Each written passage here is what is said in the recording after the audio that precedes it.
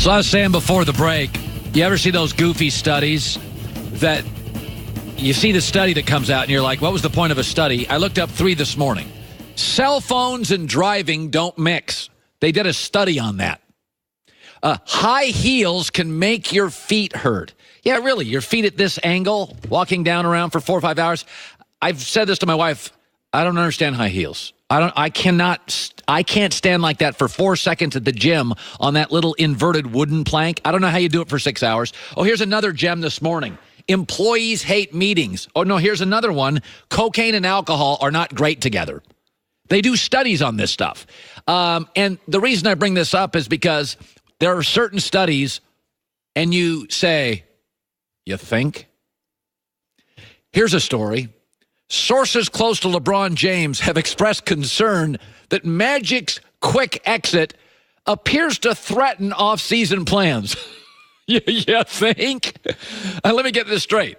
LeBron's camp is like Magic quitting and then napalming the organization on national TV. I don't think it's going to help us any when we go get top free agents. That's cell phones and driving don't mix. Listen. I want you to just think about this for a second. We got 4 or 5 top free agents, Kawhi, this and that. So just think about this. So you're Kawhi Leonard or Jimmy Butler, and you walk into, let's say, the Miami Heat. You walk into the office, and you have to meet 3 people, and it's very concise. Mickey Arrison's the owner. He made his money in Carnival Cruise Lines. You can talk about that for a couple minutes. And then here's Pat Riley, who's won rings in different roles in 4 different decades and is the best-looking 70-year-old man in America. And then there's Eric Spoelstra. Oh, he coached LeBron. They won a bunch of titles. And then the meetings are over, and you drive away thinking, billionaire, legend, title coach. Let's say you get on a plane and you fly to the next destination. Remember, I'm a free agent. So I'm walking into these buildings, and I spend the day in a building. So we could go over to let's just go over to the Clipper building. So I'm Jimmy Butler and Kawhi Leonard, and I walk over to the Clipper building. And the first guy I meet is Steve Ballmer, the bald guy, big energy. Oh, that's the Microsoft legend. And then I meet Jerry West, the logo, and Michael Winger. I don't know, I've heard about you. You're the next Jerry West. And no, there's the championship coach, Doc Rivers. So I spend like 3 hours talking to these guys, and I leave. I'm like, oh, yeah, that's pretty simple. That's pretty concise. And then I go to the Warriors, and I got Joe Lacob. I fly up to San Francisco if I'm one of these players like Kawhi Leonard or I'm Jimmy Butler. I meet Joe Lacob. He's a venture capitalist, Silicon Valley billionaire. Ooh, I never met him, but so, yeah, I'm one of those Silicon Valley guys. Oh, and then I see Bob Myers, who played, and Steve Kerr, who played. And I've been watching Kerr on TV for years. And then I meet like the 3 or 4 guys. KD may or may not be there, but, I've seen Steph, Clay. And I get in my car or my plane, and I leave. It's just very simple. It's very concise. It's not confusing. Billionaire who you may not know, but he's got a cool story. Microsoft, Carnival Cruise, Silicon Valley. Legendary guy, Pat Riley, Jerry West, Steve Kerr, right below that. And then like a cool championship coach or a cool championship player. I've interviewed, by the way, like 5, 6, 7, 8 different times in my life. And then they go into the Laker organization, and they say, okay, Kawhi, listen, here's Jeannie Buss, the owner. We want you to meet her best friend, Linda Rambus, who never played basketball, but they're friends, and they talk a lot, and her husband Kurt's also in the building. Then we'll shuttle you over to Magic. No, wait, he quit. Frank Vogel's the new coach. Jason Kidd isn't here yet. Tim Harris is in operations, food and beverage, but actually he makes some decisions, too. We'd like you to just stop by his office. Here's Rob Pelinka, best friends with Kobe. We're not sure Kobe will be here, but they're on the phone all day. But here's Rob Pelinka. He sort of looks like Rob Lowe. And oh, by the way, LeBron's not here today. His agent, Rich Paul, is. Oh, wait, we just got a call. They're both gone. They'll come back later. And then you get in your plane and leave, and you're like, oh, good hell, what was that? Who did I meet? What was that? Huh? Wild. More is not better when you're trying to bring in elite people with options. What is better is fewer, smarter, well-known, dependable, good resume. So when LeBron's camp is a little concerned about the Magic situation, Magic created clarity. You may not like Magic and you may not like Luke, but it was really easy when it was Jeannie Oh, I remember her dad. Magic.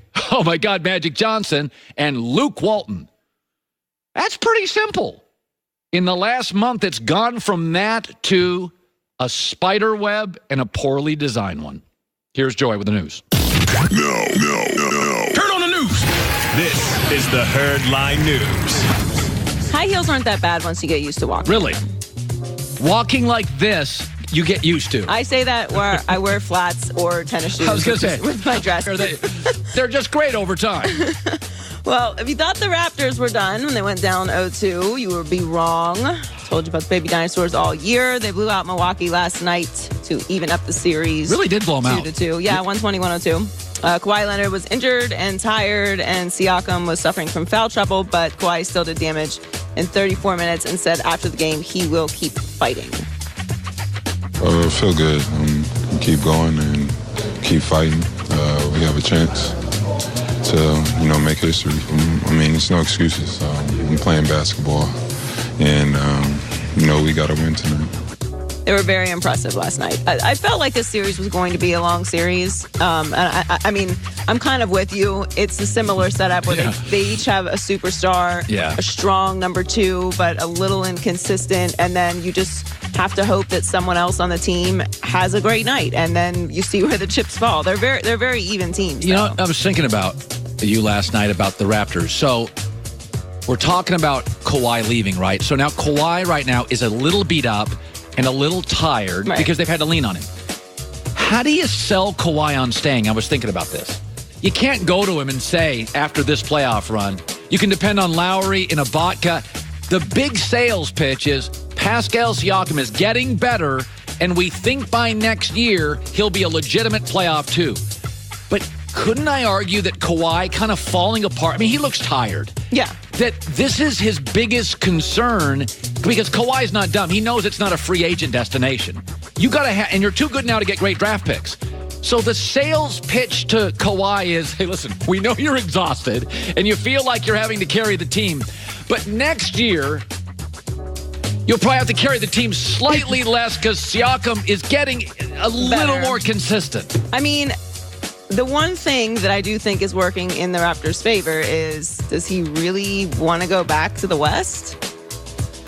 It's warm. I mean, you travel all year. You can live wherever you want. He's got a mansion in San Diego. He can stay there all off season or come to LA and work out. I mean, believe me, I prefer the warm weather also, but I mean, you have to look at the whole situation. He's in a great situation. The Raptors are a very well-run organization. They are in the Eastern Conference Finals right now, tied 2-2 with Milwaukee with the MVP on the other side. It's not a bad situation. I understand there's taxes and all these other things going on, but he's going to be a legend in Toronto anyway, just based off of this series. It's not the worst situation. I feel like he's leaving, but I would not be shocked if he ended up staying. It's not a bad situation for him. So Kevin Durant is back with arguing with fans on the internet, which, Oh, he is? he did go back and forth with Chris Broussard the other day. All right. I mean, that's what he does from time to time. His manager, Rich Kleiman, though, isn't bothered, and in fact, he loves everything about it. How do you feel about that he gets in there and mixes it up sometimes? I love it. I know enough to know that doesn't represent anything more than what it is. And Kevin has every right to engage and communicate and have fun and banter because he's a 31-year-old man who's built this, or 30-year-old man who's built this incredible enterprise for himself. We have honest conversations, but never would I call him and say, like, that's such a bad thing to do for your brand. I actually think that's a really smart way to look at it. Kevin Durant's 30. He's all over social media. We cannot define him based on a tweet. Like, that shouldn't ever define any of us. A tweet that took you 22 seconds to... Well, I think the opinion about Kevin Durant on social media going back and forth with fans, it kind of took a turn whenever the burner account situation happened. That wasn't great. We kind of all felt like it got a little off the rails there. Like, you don't need to go that far. Yeah. So that wasn't the best look. But everyone goes back and forth with fans on social media. You do it. I do it. Everyone does it. It's not a weird thing to do.